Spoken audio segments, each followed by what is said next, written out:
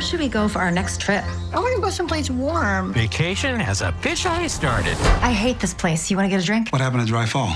Dry Fall. Thank you for tuning in to USG University, a series of conversations about the artistry that goes into bringing us incredible stories. This series is developed in partnership with Roybal Film and Television Magnet. Roybal provides career and college-ready students with the tools and experience they need to launch successful below-the-line careers. My name is Sarah Shachat. I'm a craft editor at IndieWire, and I'm delighted to be joined by some of the creative team behind the new series, The Four Seasons, produced by Universal Television and now streaming on Netflix. We have co-showrunner, executive producer, writer, and actor Tina Fey. We have co-showrunner, executive producer, writer, and director Lang Fisher. We have co-showrunner, executive producer, and writer Tracey Wigfield. We have director of photography Tim Orr, and we have production designer Sharon Lomofsky. We're going to start with a clip from episode 2 of the series, where all of our characters have come together for a surprise renewal of vows, one that returning bride Anne, played by Carrie Kenny, hopes will keep her surprised groom Nick, played by Steve Carell, from leaving their marriage of 25 years, which he has perhaps indicated that he might be ready to do. Let's watch what happens. You've got the floor. Thank you. We're so lucky that you're all here today.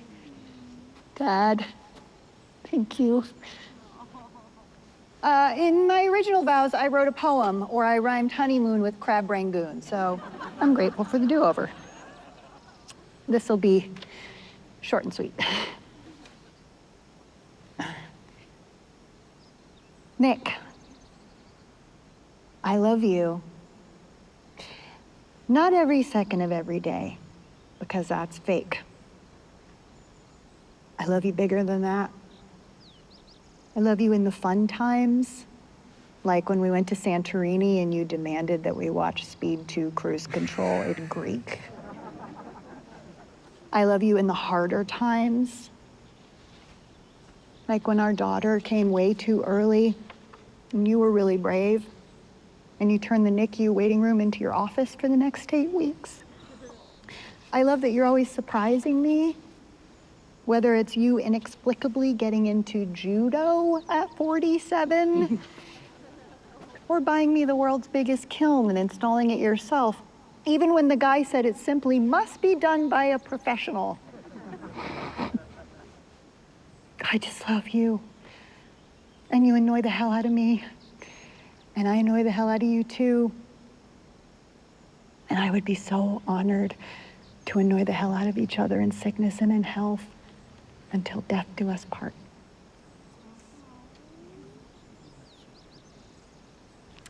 Now I had a smidge more time to prepare, so it's a little unfair, but. Okay, honey, it's your turn.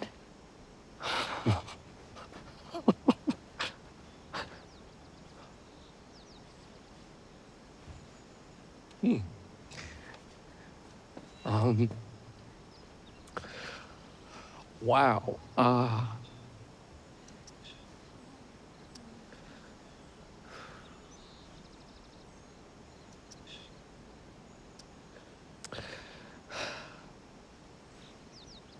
Annie?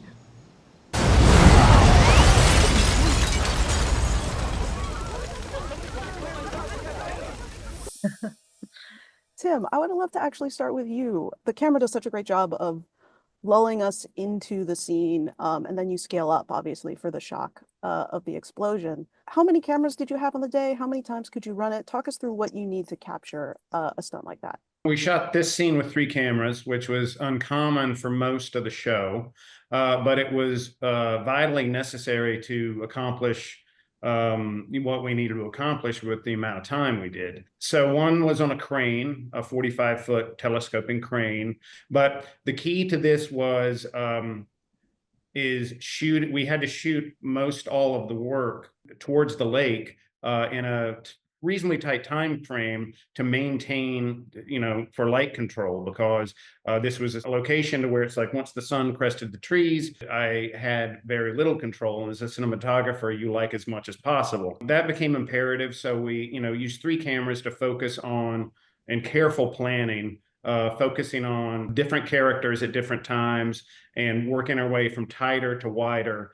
and all the way into the shots with Steve and Carrie, to where at that point those I could control, and we shot at least 2 cameras on virtually everything, with the 3rd camera gaining cutaways. And there were so many characters to cover in general, it was imperative. I would love to ask our writers and EPs how y'all think about breaking sort of a large group sequence like that, where we need to sort of track multiple pairs at the same time. How do you go through a scene like that?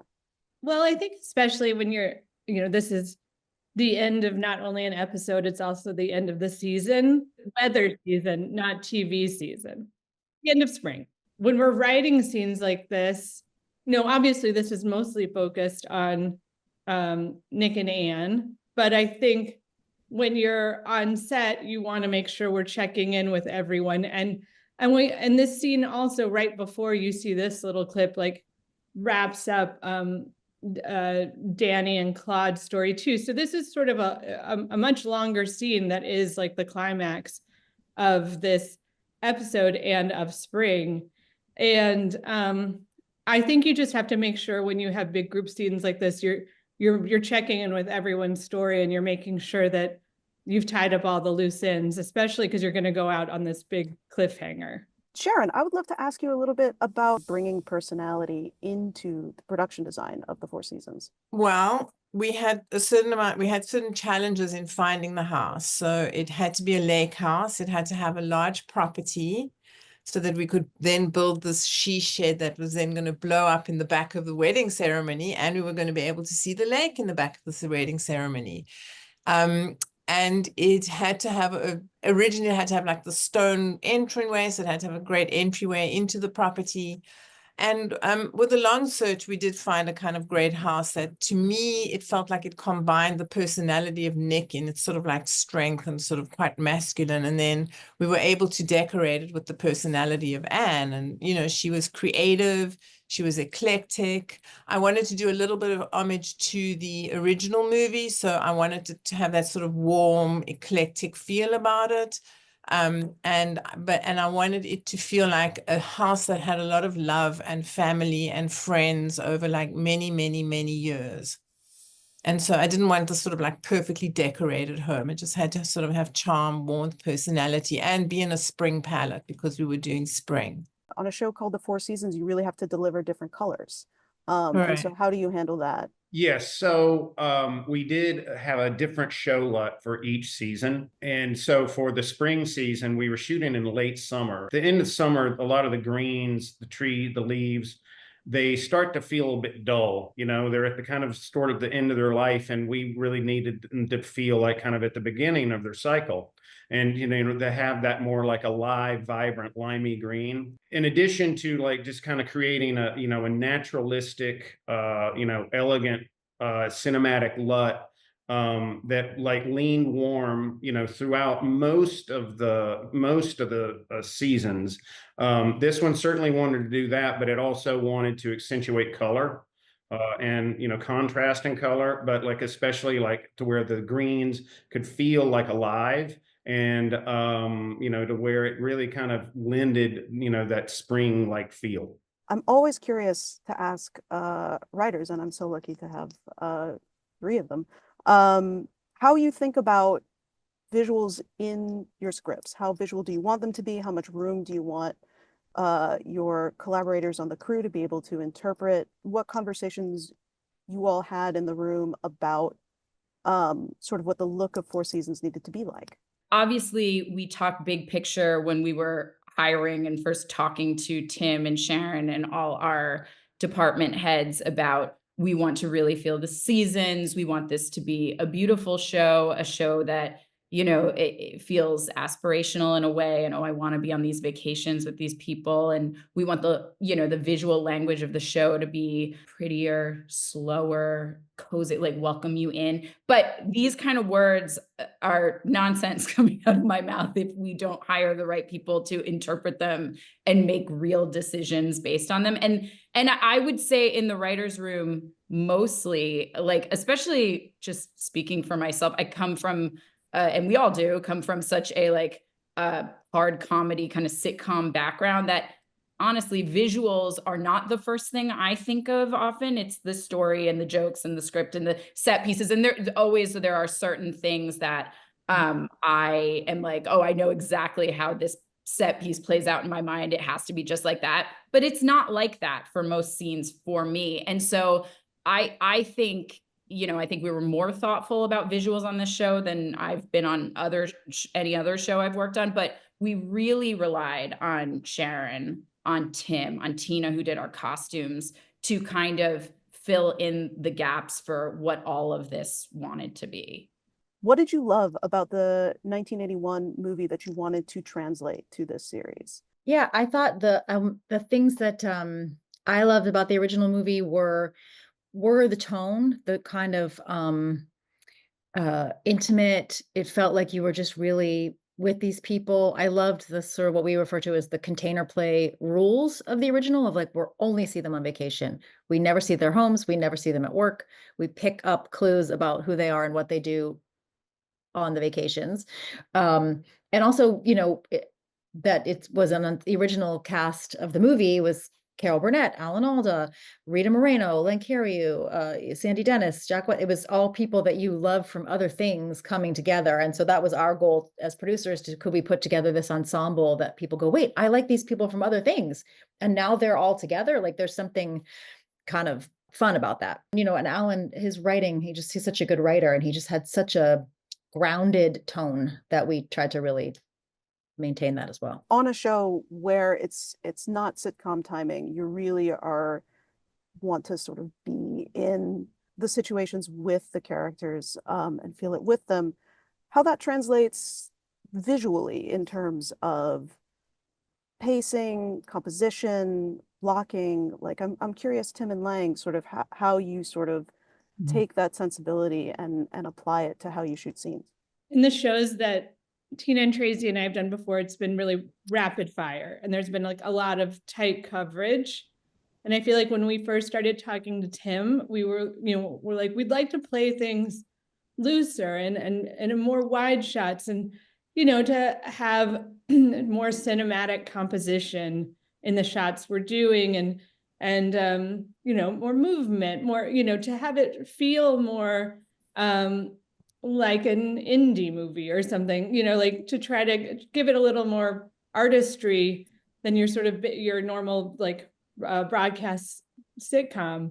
Dialogue wise, in the writing part of it, we didn't, give people paragraphs with 15 jokes in a row. We let it breathe a lot more, and sometimes we'd end scenes not on a joke, which I think we all felt vulnerable about. We're like, is that the end of a scene? Like nothing funny happened. They just stopped talking. It's just over.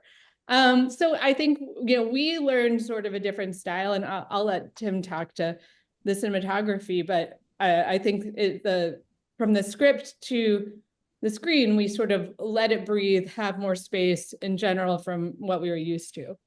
So from the beginning, Sherry Springer Berman and Robert Pulcini, who directed the first two episodes, and we're developing the look and feel of the show. They wanted it to be, like the approach to be very classy and elegant, and we all wanted to make it feel timeless, and to where it's like it was, the cinematography was like naturalistic and grounded, but still had like a richness and texture, and that was built through the lighting and through like where we placed the camera and how we moved it. So we developed certain rules in terms of like we weren't going to do handheld. We were going to do mainly dolly work. We were going to like lean into wide shots, and that's one of the things that I really appreciated very much about this show, is that there was like a fearless attitude towards, it's like, it's okay to play it in that shot. It's great. And that's one of the things I think that it helps audiences relate to characters a lot of the time, instead of like being always imposed in terms of, like close-up coverage all the time. And it also, I thought, gave the actors, like, who are wonderful, like just a bit more range than sometimes is normal. Just try to shoot this like like an older movie, something that you don't see as much these days. And it was, I loved it. You make sort of the design and all of the elements look so effortless, but are there things about sort of a contemporary series like this that are trickier to pull off than meets the eye? Like, what would you like audiences to maybe keep in mind as they watch you mount a fake wedding ceremony? I think like the thing that I'm always going for is that it looks effortless, but it's really not effortless at all. It's like so carefully thought out, but within like such a fast framework that, as opposed to doing a movie where you have so much time. It's a dance and a symphony. It's like, picking the right palettes for each bedroom, but making it all feel like one house. We built the 2 bedrooms on the set. And so we wanted those, but obviously they have to feel like integrated into the house as part of the home. Again, because of the camera and the movement and the wide cameras, we needed big spaces and we needed open spaces. But it also had to feel kind of eclectic and cluttered. So it was all in composing these separate areas. It was composing different sort of eras in a way, because we're saying we've had this house for a really long time, and sort of bringing in collections over time and family photographs, which take a lot to actually do. We actually had to do photo shoots to do family photos on the wall. And then the garden itself, we had to create because it was spring and we were shooting this in summer. So we ended up had an amazing greens person, Sarah Jo Banks, and I had an amazing set decorator, Jennifer Greenberg. And then, of course, we had to build this she shed at the end, which was going to explode. And it needed, originally we were going to build it for like a scene that was accommodating sort of 6 people. So it kind of kept on growing and growing. And in the script, it was hidden away in the woods. And we ended up having it to be it had to be in the back of the wedding ceremony. And so with careful composition of the way the ceremony took place and where we were going to place the she shed and how it was going to explode. And it all just had to feel kind of quite naturally there. Tina, I'm curious for you as a performer, sort of how, you're shooting in summer, sort of what are the aspects on the set that help transform the experience and sort of put you in that moment? It was truly beautiful. We're shooting in late summer, and that view of that lake behind us, that is really what we saw. That's all. It's not like digital or something. One thing that Tim mentioned, I thought, oh, this is an interesting sort of technical thing, which was we needed to shoot toward the lake first because of light, and the idea that, if you go, some actors, if you go to them and say like, we need to start tight and go wider, if your actors aren't prepared, that's like their nightmare. But thankfully those guys, and they're so emotional in that scene, but thankfully, I think that's just a sign of like what a collaborative ensemble it was. You could have had an actor being like, I need to do the wide first, and that would have really been bad for Tim. But the fact that the actors were ready to do their hero coverage first and then step back out and be consistent with it. I mean, that's the kind of stuff that we're working quickly, and that we all kind of need to be team players to be ready, to getting in the winter hot tub when it was still hot out and we could hear crickets. Like the sound department scrubbing out the sound of crickets from the winter, but just everyone working together to create the feeling of whatever season we needed to be in. And I imagine that helps sort of create a sense of like group camaraderie and relationships that we do sense from the characters on screen. For sure. I think this crew was outstanding. Many of us on this crew have worked together a long time. A lot of this New York-based crew have worked on from 30 Rock to Kimmy Schmidt to Girls 5 Hour, all these like little stranger shows. And so they are a really well-oiled machine. Also, the crew that we worked with in Puerto Rico was fantastic and pretty well-oiled machine also. After working on a series like The Four Seasons, you all have lessons learned or new insights about how to adapt a film to series. It's a very interesting challenge to sort of spread it out. I will say, I think it's nice to be able to spread it out. A lot of times the film, this react format, you sort of have to compress things, that it's nice to give characters a little more time to work their storylines out. You always have to walk a line, especially when something's beloved, because people hate when you mess with the thing that they loved. And why would you do this? So you have to do it well enough that it justifies being done. But, I think it helps if you love the original material. And I also think this was such an exciting opportunity here because, the 2-hour movie is so good, but because it's 2 hours, it really didn't have the opportunity to kind of dig deep into certain characters. Anne sort of disappears a little in the middle of the movie, and you see her again at the end, but you never get to see that very interesting journey that she went on from her, her husband leaving and her, finding out her friends are hanging out with him and his new girlfriend, and her, the ways she's trying to recover from that. Even with Danny and Claudia in the original, you just don't have time in a movie to give every couple a full arc. So that was really exciting for us, and felt like another reason to adapt it is to be able to tell a whole year-long story with that couple too. Do you have North Stars for each of the couples and then worked backwards? Was it just about finding sort of the logical endpoint of the story? Curious a little bit about the structure of the show. Even in a show as human scale as this, you're trying to cliffhanger just enough that people feel compelled to start the next episode. Do you guys agree? Yeah. And I think in terms of this, I think in terms of the jumps between, spring, summer, fall, and winter, like that was like kind of the fun of it a little bit, was like, at the end of fall, Jack and Kate are like, we need to go to therapy. What has that therapy been like? Not good, according to Winter.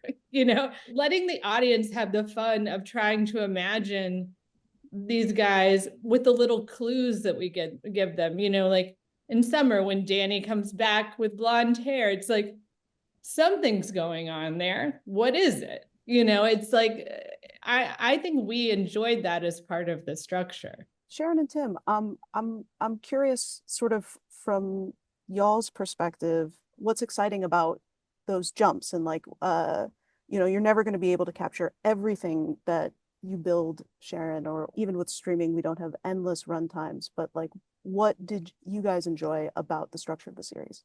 I'm first of all going to say that the writing and the characters were also inspiring. In terms of like jumping, I just think that as long as the idea that we could capture each season, that each season had its own character and personality, going from spring to summer, where we're in Puerto Rico, which is a big surprise, that we're no longer have Anne with us in the eco resort, and just the comedy of this place was too funny. The writing was hilarious, and I just had so much fun creating this like eco yurt that was just so not gorgeous and not precious. And I kept on having Tracey going, Sharon, not beautiful. Bring it down, not beautiful, please, not beautiful. Unfortunately, like circumstantially, with all the rain and it just rained and rained and rained, and we were building this thing from the ground up, and so it really wasn't beautiful. I mean, it was what it wanted to be, and it just like everything fell into place on this show, and I think that just comes from like the writing and the characters and the acting. It's worth saying, Sharon truly in summer built, it was a beach that when it rained became a mud pit, the Luquillo Beach where we filmed in Puerto Rico. And she built this eco resort from, I don't know, from one, we didn't have enough money herself by her hands.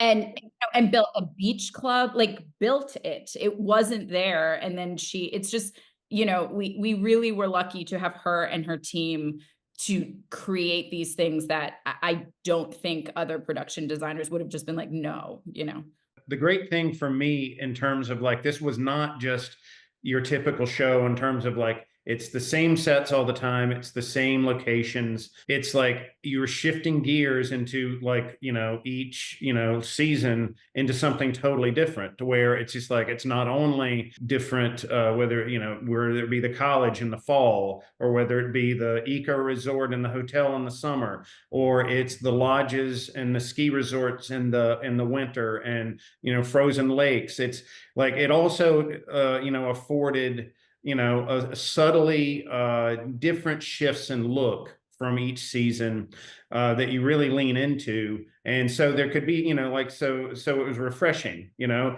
and all the while keeping an eye on having a cohesive thread through the entire thing that tied it all together. Poor Tim had to like help us make winter where no winter existed, and then like had to battle the elements in summer, and was such a trooper. I mean, we were like, we're gonna shoot a frozen lake, and it was like, and we also want to do it at night. And he was like, really great, thank you so much for that.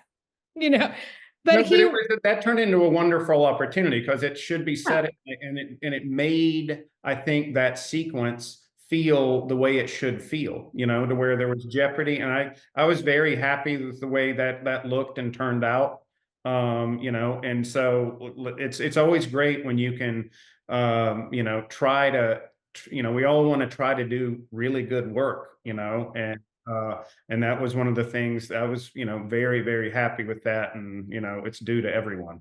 And also like the 3 seasons were all kind of supposed to be beautiful and charming, and then we get to winter and it's kind of like everything's kind of sad and lame, and sorry Lang that we couldn't, you know, that, but you wrote it, so but it was fun, sort of like just the banal. It was a sort of a banal looking 2 seasons.